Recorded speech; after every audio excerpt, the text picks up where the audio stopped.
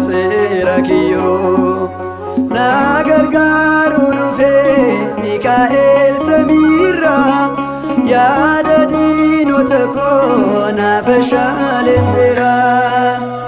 Beekni maqaa isaatii eenyu akka Waaqayyoo diinaalee yaasisee caccabseera kiyyoo na gargaaruu dhufee Mikaa'el samiirraa yaada diinota koo naaf shaalesseera.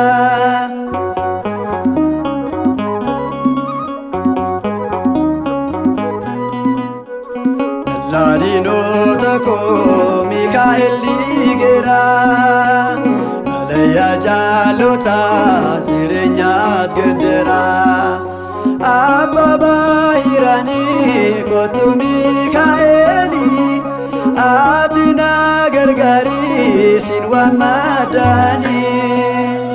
Beekni maqaa isaatii eenyu akka Waaqayyoo diinaalee yaasisee caccabseera kiyyoo na gargaaruu dhufee Mikaa'el samiirraa yaada diinota koo naaf shaalesseera.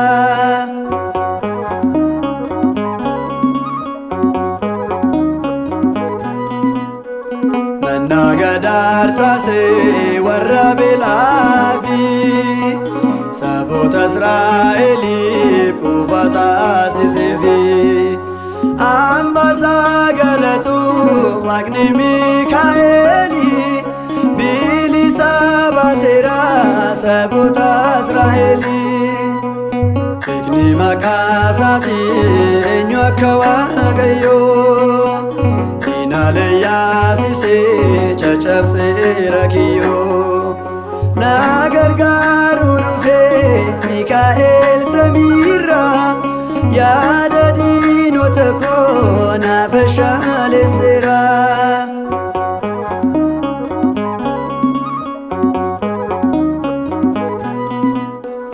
Afoomiyaaf Daani'eliin Mikaa'el gargaaree gadda du'aa sana gammachuutti jijjiiree. Anas na gargaarii hangafa argamoota kenna bara baraa siif kenneera Gooftaa. Beekni maqaa isaatii eenyu akka Waaqayyoo diinaalee yaasisee caccabseera kiyyoo na gargaaruu dhufee Mikaa'el samiirraa yaada diinota koo naaf shaalesseera.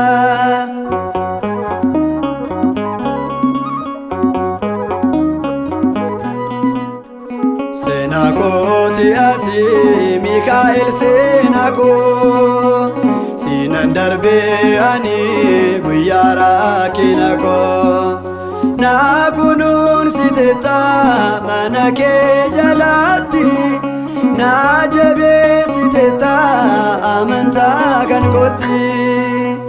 Beekni maqaa isaatii eenyu akka Waaqayyoo diinaalee yaasisee caccabseera kiyyoo na gargaaruu dhufee Mikaa'el samiirraa yaada diinota koo naaf shaalesseera. Beekni maqaa isaatii eenyu akka Waaqayyoo diinaalee yaasisee caccabseera kiyyoo